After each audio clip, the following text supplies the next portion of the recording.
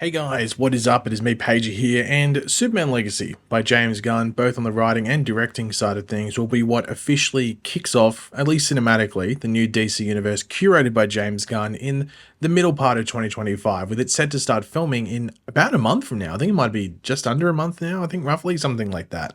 We have a plethora of other projects, both film and TV wise, as well as video games, coming our way after Superman Legacy kicks it all off officially in 2025, with a variety of different characters getting focused in on. And when it comes to DC, you have your big hitters like your Batman, your Superman, your Wonder Woman, and of course the Justice League and the characters within that.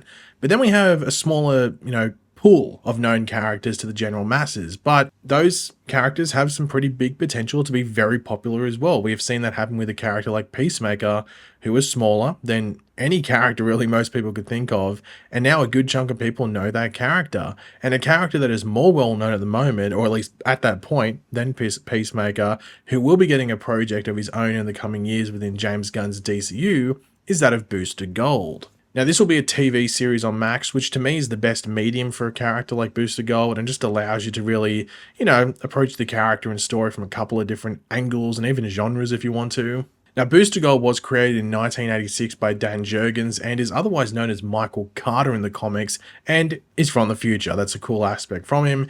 And in the comics, it is specifically the 25th century, and he sort of had a hard upbringing with many bumps, which led to him working in a museum as a night watchman, where he learned about the superheroes of the past, mainly in the 20th century, while on the job. Now, he does have a friend or sidekick in the form of Skeets, who is an artificial intelligence robot that can fly around and has, various and vast historical records that do help Michael or Booster know what's coming next and just where to be at the right time. Now, Skeets also has a bit of a personality, shall we say. With the help of Skeets, Michael is able to steal artifacts from the museum in order to become a superhero. This includes a Legion of Superheroes ring, which allows him various abilities, but mainly flying. And using the time sphere of Rip Hunter, who is also his son, unknowingly to Michael at this time, he travels back to the 20th century, where he intends to use his knowledge of the future and the new gear that he stole from the museum to become the most famous and beloved hero of Earth, known as Booster Gold. Now, as you would expect, this attitude and sort of ego that he has doesn't necessarily sit well with the other heroes, so he has to work on that. Now, though Booster Gold appears like a bit of an annoying ass of a character at first glance, which he is at the start, don't get me wrong, so he definitely fits that criteria, funny but a bit gear grinding, he will annoy you.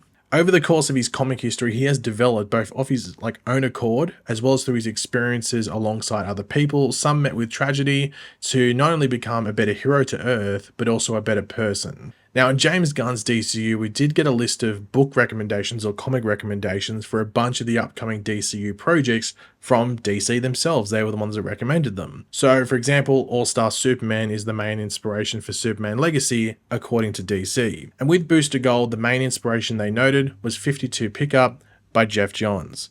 Now, this follows the event 52, so that's why it's called 52 Pickup. Now, this run is back from 2007, so almost 20 years ago. But a lot of the stuff that Gunn is basing his projects off, at least from what has been noted by DC, is from this mid-2000s, late 2000s period. So it's no real surprise that Booster Gold's inspiration would also be from this period in time. But here's the thing.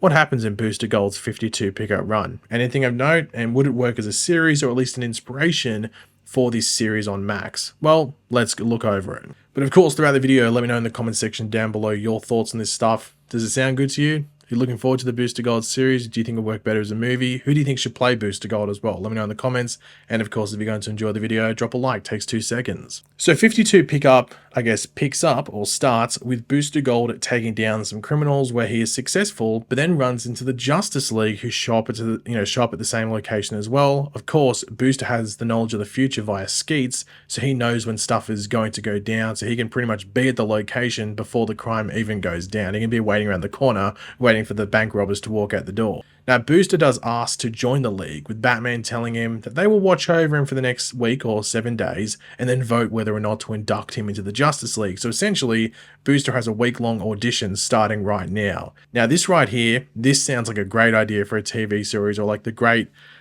lean in for or hook for a TV series. This will be the one thing I think you could take from the comic run and then make into a fun comedic start and end. So it starts with this thing where Booster Gold throughout the entire series is thinking, the Justice League are watching me. This is my audition. I have to make sure I'm the best hero that I can be. I think that's pretty funny. But this is where the story actually takes a bit of a turn for the adventuring side, if you want to put it. And this is when Rip Hunter shows up out of the blue and demands Booster's help. But what does he need help with? Well, prior to this, the multiverse had been restored in the 52 event after being wiped away in the events of Crisis on Infinite Earths. And due to this, there are various anomalies throughout the timeline that just need to be fixed up and sort of put the events back to how they originally should be or would have been. Now, after doing the first mission, they return to the present day where Booster actually turns down the offer to the Justice League after he's voted in because he's been a good hero. But he does go on to help Rip Hunter with the issues throughout the timeline, which lead them on an adventure that would be pretty cool to see. Now, there is a villain throughout the series that is also time traveling and causing havoc. And I think if they included this specific aspect, like whether it is Booster with Rip Hunter or just Booster Gold time traveling himself, I think you'd have a villain be a part of the, time traveling mess in the Max series, at least you'd have to think. I mean, I just think you have to have someone that's constantly messing with things, or that you could fix something and then they mess it up again, some sort of aspect like that. Or you could just leave it in the background that they've already done that stuff and then you meet them at the end. I'm not too sure, but I think having a villain that can time travel could easily play into the series as well and be a fine thing to include. But with all of this, there's actually one clause or note, if you want to put it, that Booster wants to add to his contract before they go be time cops, as they say, and that is that Booster wants Rip to help him undo his friend's death. Now, Rip agrees to this offer. He's like, yeah, that's fine. I'll make sure that we can do that. But you might be wondering, well, who is this friend that Booster is, wanting to unkill?